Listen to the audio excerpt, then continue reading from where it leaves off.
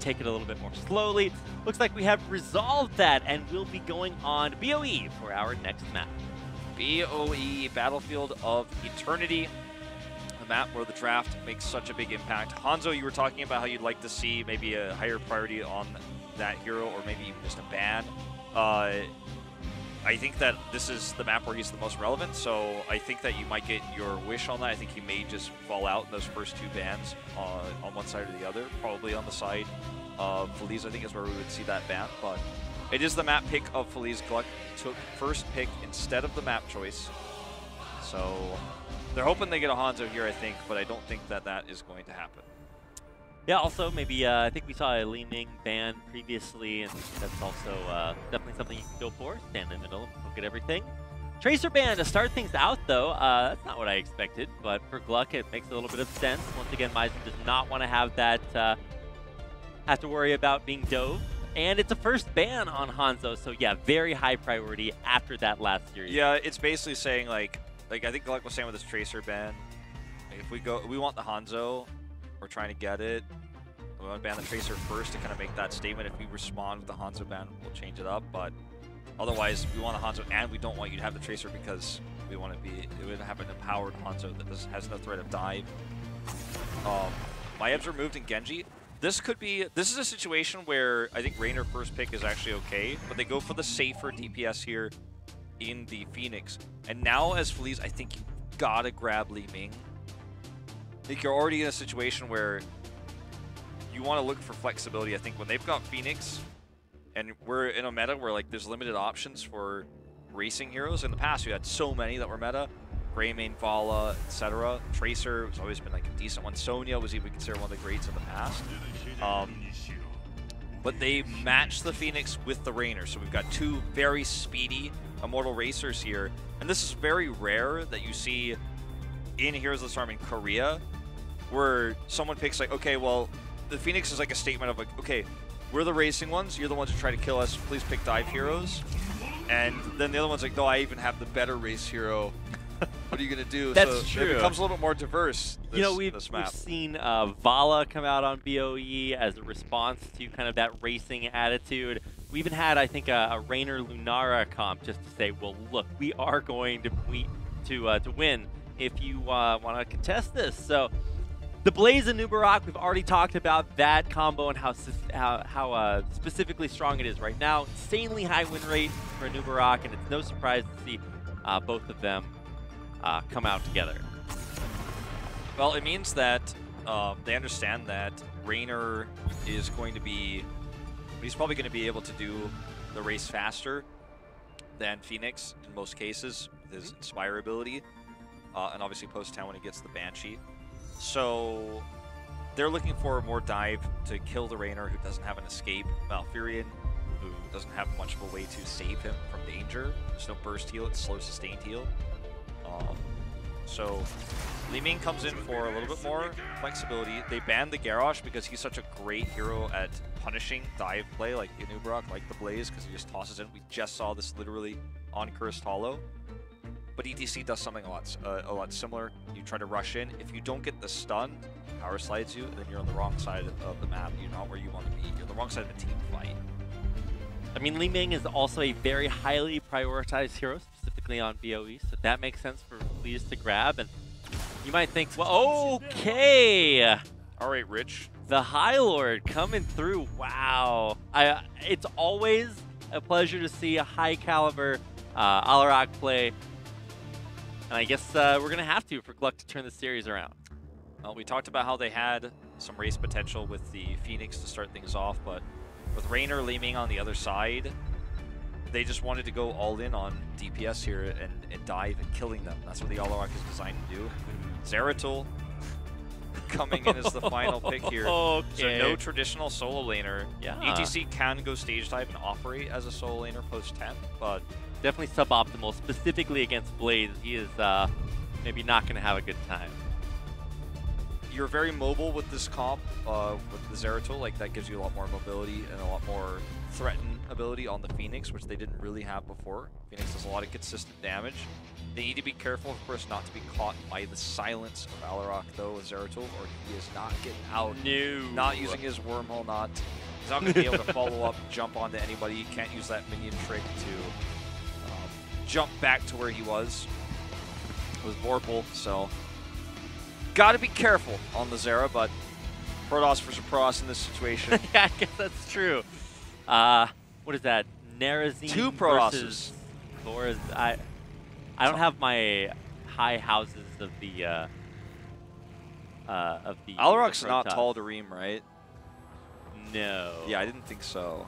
I actually don't know. I didn't actually beat the Legacy of the Void campaign. I kind of should do that. I was gonna say we're definitely deficient here on the lore. So this is We another. play multiplayer games. We play esports games. I was gonna say, like, I mean, team games are good, right? But we might actually get a chance to see some StarCraft 1v1s here. Very good representation. We have what is that, 3 versus 2 as far as StarCraft heroes are concerned. That's true. We got And 2 Terrans in here as well. in the beta, there was an ETC Marine, a Tauren Marine, for a while as a April Fool's prank.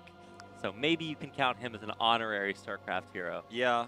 No Marine Murky in this one, unfortunately. But Oh, definitely. And I think we're all a little bit happy about that. Anyway.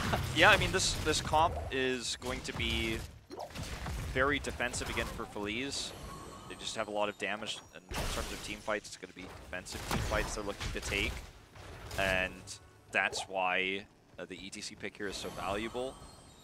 So once again, GLuck needs to respect that, but they're going to have to, on the Immortal phases, dive in and be aggressive. They can't just be patient, or they're going to lose the race to Raynor. Oh, Oh my god, that's exactly what it's supposed to look like! Telekinesis, baby! It's going to be a very sad Raynor. We are definitely going to rewrite some StarCraft lore here. He gets taken out, and that's exactly what it's supposed to look like. Picture perfect. The Alarok coming in clutch, and especially great at punishing a very forward Raynor position. Alarok plus, I mean, this whole entire comp for GLuck with Deckard like locking down the final pick basically just says, do not stand anywhere near us or you will die. The ETC is designed to try to mitigate some of that. I mean, it was picked before Alarok came through, so, you know, they knew it was going to be time. They just didn't know how aggressive it was going to be. And in a fight later, we're even going to have...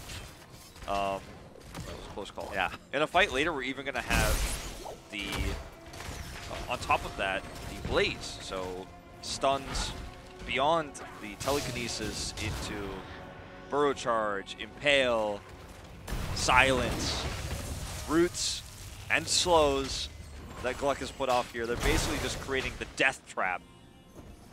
Already 1 kill on that trap. Early on, maybe you can take that as the mulligan. You know, shame on, fool me once, shame on me, fool me twice. Well, they have yet to do that. So potentially to avoid that, now that Feliz say, well, wow, that's just a good combo. We'll have to avoid that in the future, and they really will. So rotating now just for camp, similar timing on both sides, so it won't be that big of a difference. And I really want to get a chance to see how everything changes once these solo laners get a chance to join up. And now you can see Karazim coming, or not Karazim, Deckard? No, what am I talking I about don't know here? what you're talking I'm trying to... I'm trying to be like, oh yeah, I I'm totally just know. going to start this one out again. Wow. Overlord up at the front lines, putting pressure onto Aim. Oh, Misa interrupted on the warp. Nice play here. And again, Feliz, guess what? The engage they take, it's defensive, turning GLuck's aggression against them. And it just looks Triple so beautiful. kill. That's just incredible. And with their comp, watch this quote-unquote race unfold. It's not even fair. I was going to say, halftime is going to be the longest part of this boss take.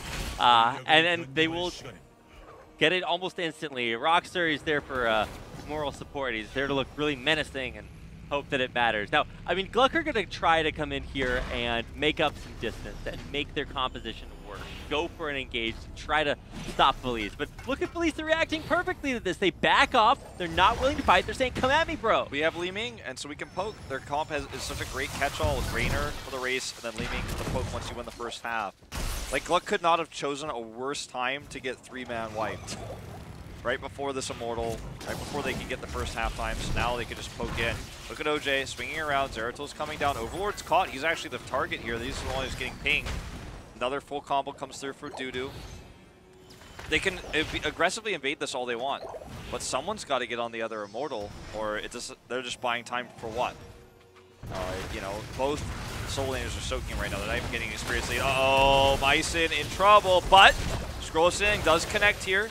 Just the slightest moment of delay is really all Feliz need in some situations to just give them enough time to back up, maybe some counter engage. It's just a really, really brilliant pick. So Overlord's getting the pings from his team. They're like, yo, ping, dude. Ping, that's when you get pings ping. from your teammates and you know that, like, you probably are doing it wrong at that moment in time. Like, they're not even talking to you in, like, the voice comms that you're connected to. There's talking to you and spam pinging you to leave. It was a good idea, like, posture-wise, to kind of step over there and try to get some extra damage done, but if he dies, it's all over. They are slowly whittling down the health here. Mycin is looking for the engage here. This is how you use this comp. Threaten the Immortal, force them to be on a time limit, force Feliz to actually have to respond and move in. Then you look for the engage. That's how you do it. You play this map like a tug of war. And GLuck has, they've caught up a little bit. They're still in trouble. They're still 9k behind, but the deficit is less. Mycin just continues to auto-attack this. And Mycin is really fighting this war of attrition. He is he's doing the utmost. And I mean, every little bit of damage done will kind of reward you with lower shields later on. So it is going to be meaningful, but with that Li Ming poke coming through, eventually this is going to be good enough. But oh, OJ, sickest power slide, he's out of there. Yep. Good time to heal here for Leo with this last Q. Maybe not so lucky. He is pretty dead. Ends up being okay for him, though. It works out in the end. That was the last Q Liu had, so it's not going to be able to heal anybody else. Just going to wait for the respawn to come through. Liu first went home because he has no mana. And we're going to see this Immortal do a decent amount of damage here. As long as Feliz doesn't overextend, this is pretty nice. They are missing half of their damage for the push, but they actually have the most important part, which is the Li Ming. Because Li Ming can actually poke at a safe range, whereas Raynor, even though he's got +1 range over other auto attackers, like, he can't really get in there and do the damage he wants to do against this comp, where he is going to get killed. So it doesn't end up being too bad that he's the one that goes down. If Li Ming was dead and Raynor was alive, it'd be much worse in terms of risk there on the push. So only a slight lead now. They just evened up the bottom walls here with that Immortal. Yeah, and that is a credit to GLuck for getting back in there, and especially Mycin for chunking down its HP. I think he got it down to about half health by the time it was taken. So be salvaging a little bit off of a big team fight loss right before that. So brings it back to basically even, especially when you consider experience kind of resetting things. But yep. I think the biggest, I guess, advantage that Feliz have is that now they know what it looks like to win and engage. So they're going to try to replicate it here. Aimer is the recipient of that Alarak silence, but not enough follow-up. He repositions, walks back. He's safe now. Good nature's cure there from Liu, and obviously the Q from Raynor does kind of help displace everybody, help them stay alive. 10's about to be up. 10 could be, I think, a bigger power spike for GLuck, to be honest, than it is going to be for Feliz. Counter-Strike comes in, you have the big sleep, which could be followed up with the silence, and also the salvo. So 10 spike on the side of Feliz, they do actually commit to stage, or sorry, mosh pit rather than the stage dive. Given how they're playing Zeratil so far, it makes sense. But everything else is like, I feel like overall not too impactful. Disintegrate, Tranquility, these are normal things. The Void Prison can be great. They can only really buy you time with this comp. You can try to set up combos with EDC with it, but easier said than done. I say GLuck gets the bigger spike here at 10 though. Every time I get my Shadow Soul hopes up, but not gonna see that one. Nope. Yeah, never gonna see that one again. No. Has that ever been picked? I don't know the stats on that, but well, it just Shadow has Assault, to be Shadow Assault was 0. his old one that was used only in a tournament with a bug that was done by MVP Black back in the day. It's a pretty controversial Chinese tournament where they were able to win that while using the Shadow Assault bug where you could teleport across the map. It's no longer in the game, so you can read about that for those who are curious about that story. But either way, bunker forced to be used. Good to hold on there. Asgard will have that as sort of a staging position. OJ kind of on the wrong side of the law here, and eventually Maizen should be able to chase him down. On the other side, though, actually, OJ does rejoin his team successfully and takes a little bit of the scenic route to get there, but now it's still going to be a 4-on-5 in Feliz' favor. Yeah. They have, again, the comp that can just smash this Immortal very, very quickly. Hanatten's not really the one they want on it, but I guess they just want to get more kills. They're pretty bloodthirsty here. The mosh pit was totally that? whiffs. Ooh, that's gonna not have that one in the highlight for the I mean, the part. idea was good. If he had hit either of those players, it would have been probably yeah. a kill. In general, I mean, the move that stuns everybody is better when it does in fact stun someone. But, I think you're really onto something with this. I think I've figured it out. I've got my double-brimmed detective hat on, and I got to the bottom of the case. Double-brimmed detective. Yeah, you know the Sherlock Holmes one that has the brim in the front and the brim in the back? Yeah. Which side you're facing. They don't know if they just see your hat. Well, it just protects your forehead and your back of your neck from the sun. Some would say the 4 and the 5 head, both protected at the same time. Sure. Take the cam, and I think at this point, GLuck, I'm segueing as fast as I can there.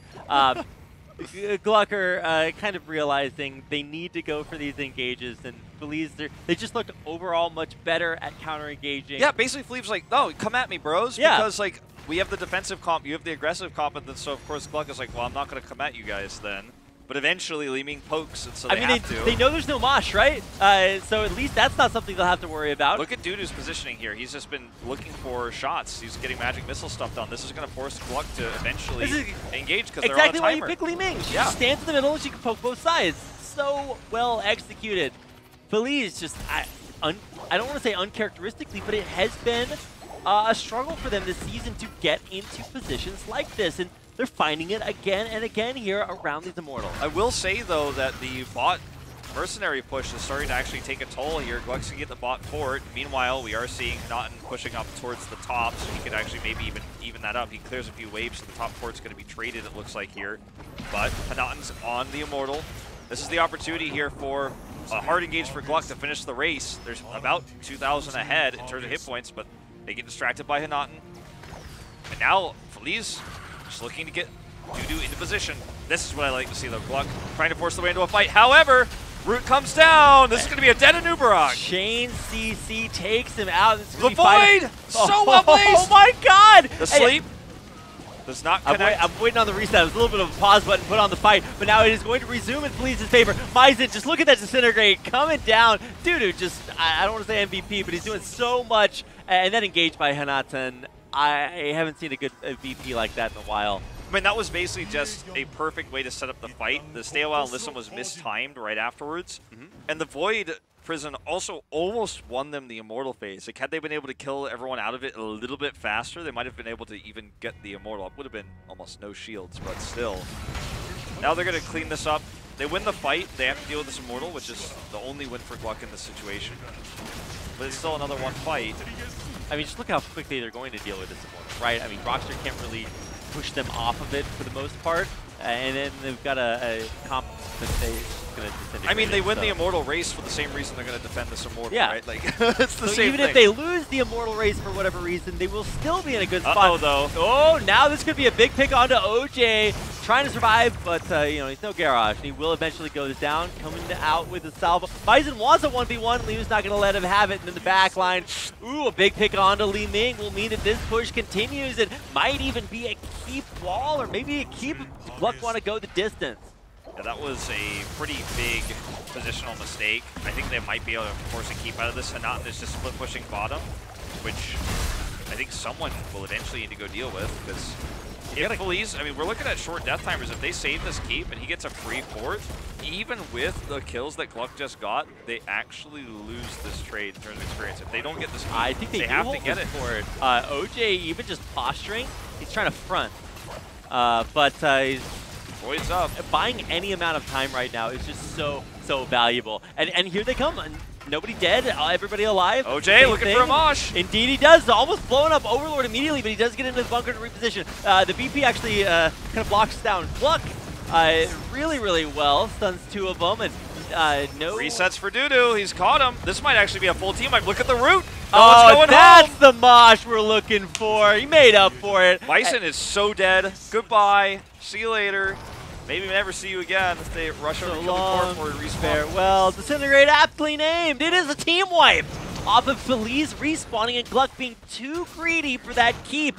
They almost get it. It's a sliver away from going down.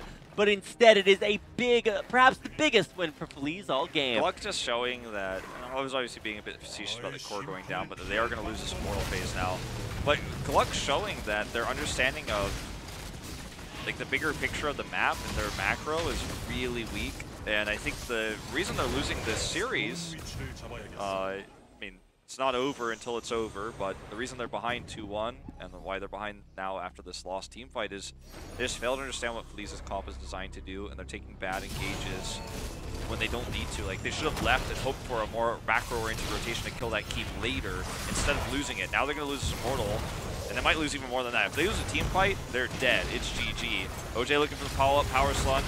Yeah, it's a good initial telekinesis on the Dudu, but it's over. That's it. And now here comes another huge counter engage from Feliz. Dudu's got level 16, so he's got Mirror Ball. He's doing a ton of damage. This is a nice catch, though. Okay, that's what it looks like. Big telekinesis again. Still hits Li Ming. Takes her out this time. It's still a good fight for Feliz in the end. It's a sick pick, but it's not enough. Yeah, now they're just going to turn back onto this Immortal, finish it off. It's going to be a 31,625 Immortal finish here. Massive shields. Going to be a lot of ranged attacks. The top keep still stands. GLuck is forced away to the top lane to deal with that mercenary camp. So Naughton's just starting to work on this, starting it before the Immortals to make sure they have shamans on top of this. I believe the Immortal will spawn bottom here. I think the top took more damage than bottom as far as I know. So we'll find out in just a second here. Or someone that can show me the bottom, but like I think... it's actually going to make a big difference because of the Shaman Cap. No, it's top. So unfortunately, the Shaman Cap's not going to make that much difference. It will help push the wave, and it will start to stack, snowball this up. But if it were bottom, then the Shaman Cap would force someone to respond. So either way, this is a nice, small little thing that happened because the wall, I guess, was just slightly more damage in the top lane. Nice small little thing for GLuck. Yeah. Because now, I mean, you can almost turn that around and say, well, I mean, this is the death push, right? Just so much all balled into one effort in the top lane for Feliz. This is finally their chance to go on the aggressive.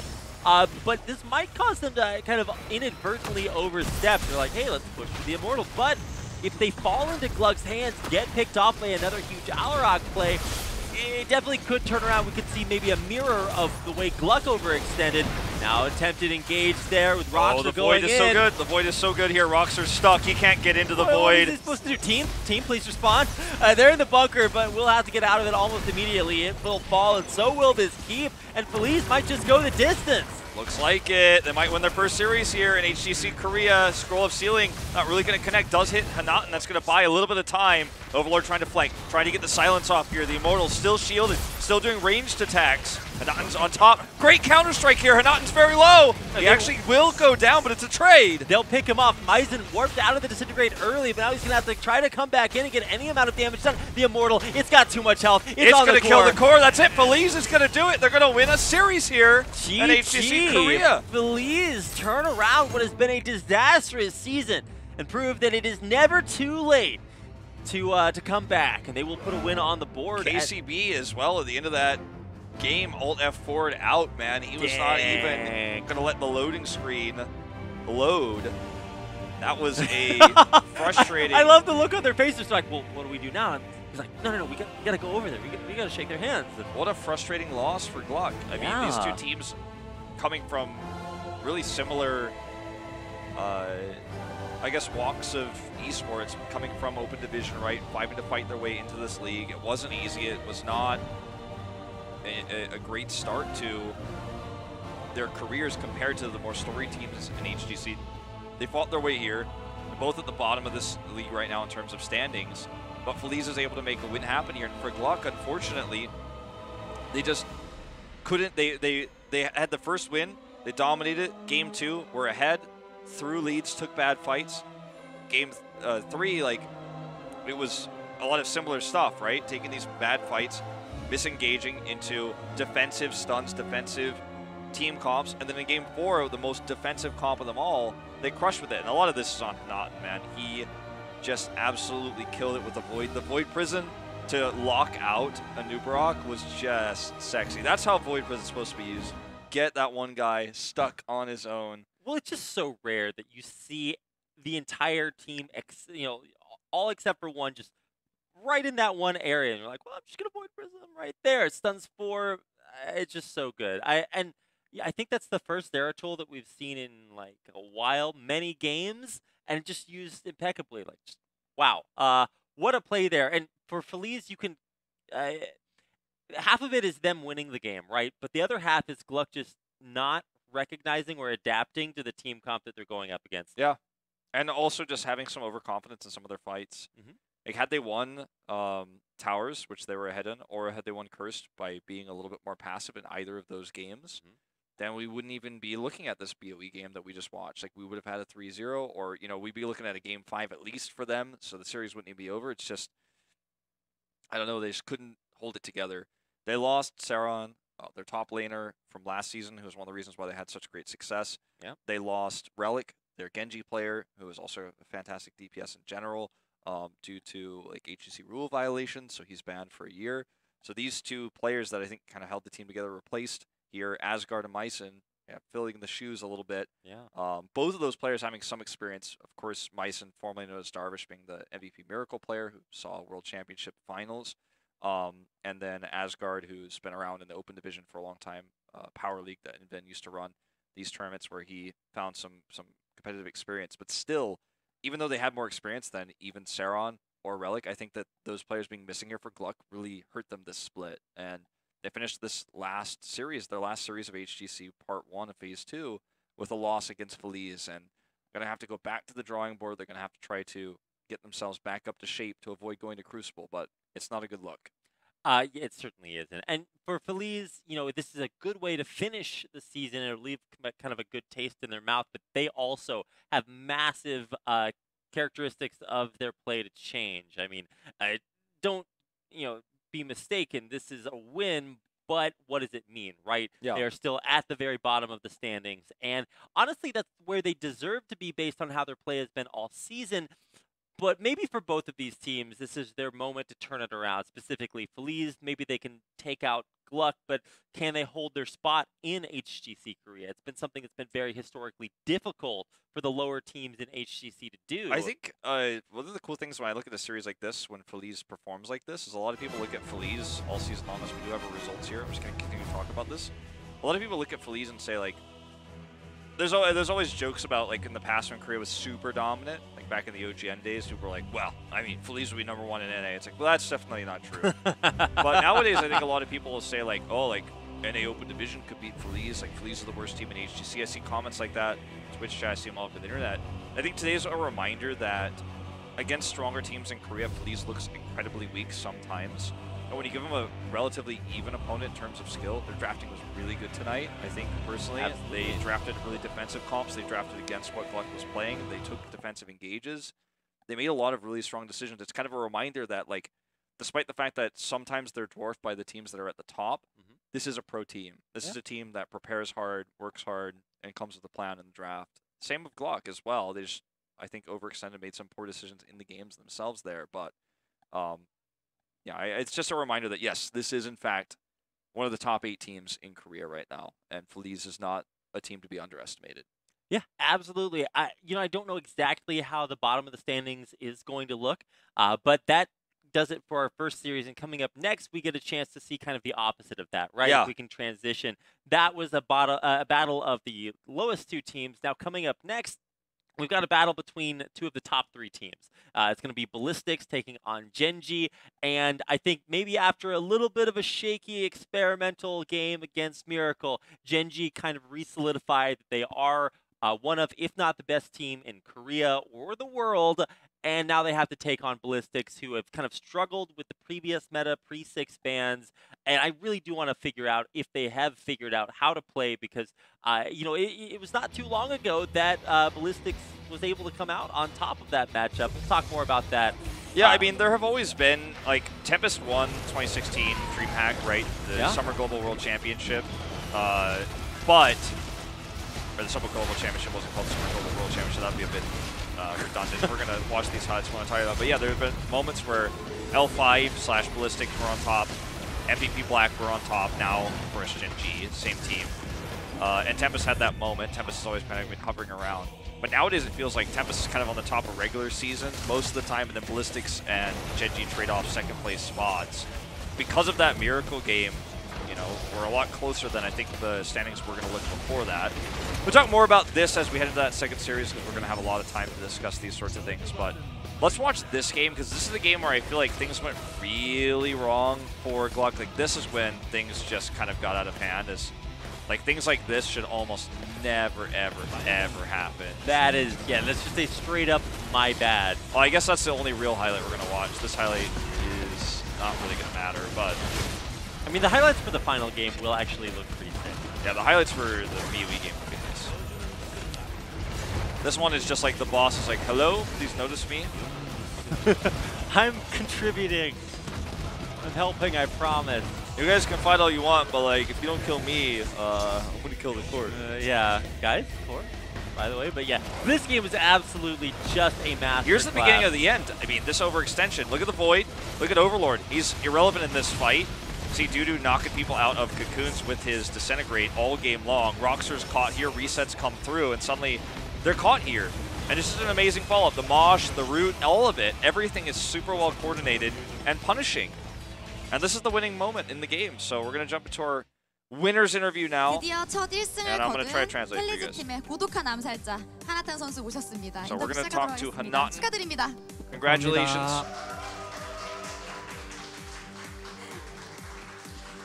우선 이번 페이지의 첫 1승이라서 소감이 남다르실 것 같아요. 네. You must feel pretty good to finally get your first win in 연습 HGC 때는 저희 팀이 Korea this 잘하는데 season. How do you 대회 feel? 때 이제 잘 안 되니까 좀 스트레스를 받았는데 5명 정도. 네. Everyone's 이제 been really stressed out because it's been tough for 드디어 us. 이기게 돼서 좀 이 페이지 때는 잘할 수 있을 것 같아요. But now that we've taken our 저도 first win, I 이제 think the rest of the phase 듣기로는 is going to be 페이지 better for us. 전에 스크림 성적이 나쁘지 않았다고 들었어요. I heard that your results in scrims are actually not. Your scrim results are much better. So what's going on with that? 스크림 자체가 네. 대회보다는 긴장도 안 하고 We don't get 좀- nervous in scrims. 저도 된다는 그런 막 실험을 하는 그런 상황이 많다 보니까 이제 부담감 없이 하는 There's a lot of. 저희가 There's 되게 been a lot of like 적극적으로 하는 moments. 편이거든요. I 그래서 think in 그거를 scrims 더 and in 잘 the 반영할 수 actual 있는 게 game itself, 스크림이라 where we gain some of the experience. So 대회 때는 살짝 저희가 좀 약했던 것 같아요. 약간의 긴장을 좀 obviously, 네. it's different. The difference in scrims is like you don't have to get 게임 이야기를 안 that 할 nervous 수가 or stressed 없는데요. out, but in the actual 오늘 event itself, 암살장면 like you 있었잖아요. get 물론 화면에 that stress, 비치지 you do get a 않았지만 little bit 그 이야기는 worried 본인만 about 아실 것 losing. 같아요. The pressure is 시청자분들도 on you. 굉장히 궁금하실 것 같고 대학하로 폴스타트를 솔킬 어떻게 따내신 겁니까? So what happened with the 제가 Polstad 계속 solo kill 대학할 할 there 때마다 네. 그냥 with the Haka? 상대 영웅 안 가리고 솔킬을 따려고 노력을 하거든요. 개인 연습 때 혹시 그렇게 하셨나요? 네. So 개인 he said 연습 I've actually been 때도 practicing myself. I've been 따려고 working on it myself to 그래가지고 improve that sort of play. To 폴스는 look for those kind of 폴스타트는 1v1 상대할 kills. 때 맞딜은 대학하를 이길 수 없거든요. 그래가지고 In the 폴스타트가 그 in the 이 1v1, you 스킬을 can't 잘못 really win the 쓰면은 matchup. 대학하한테 큐거리를 주면 그때 이제 솔로 킬로 이어질 수 있어요. So, but if you 그 use your 확정을 딱 Dark Swarm, your 돌리시고 E 바로 into 큐스를 a 날리신 Q, 건가요? or sorry, 네. use your Burrow into 놓치지 a Q 않으셨네요. right after that, then can win the matchup. Is what he's saying. 네. Set up 그럼 the 그런 grab with the 라인전에서 Burrow. 의외의 결과를 얻으셨는데 그런 솔탑 유저들이 굉장히 많으실 거예요. 보시는 분들도. 네. 그런 솔탑 유저분들께 좀 라인전을 유리하게 가져갈 수 있는 본인만의 어떤 비결이 있으실까요? So, just talking 일단 about the top lane. 라인전은 And like the 미니맵을 잘 lane. 보시면은 좀 편하게 할 수 있어요. 왜 미니맵을 잘 봐야 될까요? So if you're in the top lane, 상대팀 just watch the 제가 minimap 첫 and you'll do 세트 a 때 good 가는 job. 것처럼 네, 갱킹을 잘 보면서 하면은 No, you just gotta watch out for 우리 팀 ganks. 백업도 올 수 있고 그러면 상대팀은 위축이 되거든요. 그래서 Your teammates 더 can come up and gank for you. You gotta watch out for your 라인전을 좋게 갈 opponents. 수 있어요. And that's the most 그렇군요. important thing. 라인전은 Watch your 어쨌든 minimap. 갱킹에 당하지 That's the tip. 않으면 굉장히 유리하게 가져갈 수 있다 네. 말씀이시죠. 네. 그리고 본인의 폼이 좀 올라오고 있다고 생각하시나요? What do you think about kind of raising in these standings? 처음보다는 확실히 많이 올라온 것 같고 네. 그럼 본인의 폼이 올라온 만큼 자신감도 조금 올라오셨을 것 같은데요. So you must be 본인이 feeling a 하시는 little more 영웅 중에 confident 이렇게 about 폼과 자신감을 raising up 같이 right now. 올려준 1등 공신의 영웅이 있다면 어떤 영웅일까요? I think she 일단 asked what hero he likes to 데아카가 1v1 against. 제일 올려준 영웅이 아닐까 생각이 들어요. 가장 연습을 likes 많이 Dahaka. 하셨던 건가요? 네, 데아카를 제일 많이 했어요. He's 그래서 played 오늘 이렇게 the most 명장면을 Dahaka, 만들어낼 계획이 and that's not 있으셨나요? playing, so that's kind of the hero 계획은 he wants. 없었는데 네. 어쩌다 보니까 그렇게 됐대요. 오늘 그럼 대학가 픽에 어떤 오더가 있었나요? 네, 저희가 그냥 연습을 Asking 데아카 about 위주로 the shot 많이 calling with 해가지고 Dahaka. 자신감도 좋았고 좀 팀이랑 잘 맞았던 것 같아요. So yeah, I mean, 그럼 I 팀원들 practiced 사이에서 Dahaka a 본인의 lot, I 대학가 play him a 평가가 lot. We 굉장히 felt really 좋았나 comfortable. He was good with the 보네요. comps, so that's why he came out. 그거는 저도 잘 모르겠는데 네, I missed the 알겠습니다. question there. 너무 Looks like 귀엽게 she might have asked about a 웃으시네요. strat. He didn't want to answer, 네. but I missed the question. 이번 그리고 이제 파트 1에서 리빌딩을 한 다음에 조금 아쉬운 모습을 보여준 So 펠리즈였는데 you guys got 오늘 경기를 rebuilt 발판으로 after phase 좀 1. 기세를 It was 잡았습니다. really rough for 네. you guys, no doubt. 그러면 So, 이제 이걸 발판으로 다음 페이즈 2 so in part 2, 페이즈 2의 파트 2 for phase 파트 2. 2에는 어떤 마음으로 So what kind of like mindset are you guys taking into that second part? 얘기해 주세요. 네, 저희 팀 응원해주시는 팬분들이 있는데 There's a lot of fans cheering for us, 그분들에게 좀 안 좋은 모습만 보여드린 것 같아서 and I feel really bad Part we've actually been 투부터는 able 이제 to only show bad 좋은 performances to 모습만 those fans. 보여드리도록 하겠습니다. And so our main goal is for 정말 기세가 phase 2, 있는 part 2, 멘트 잘 들었고요. to not disappoint the 그럼 fans, 오늘 to show 여기서 better 인터뷰 performances 마치도록 than we 하고요. have. 저희는 잠시 쉬었다가 이 경기로 So 돌아오도록 far, but that's 하겠습니다. going to be it for our first interview, our first series. We're taking a 15-minute break. We'll be back with Gen G versus Ballistics.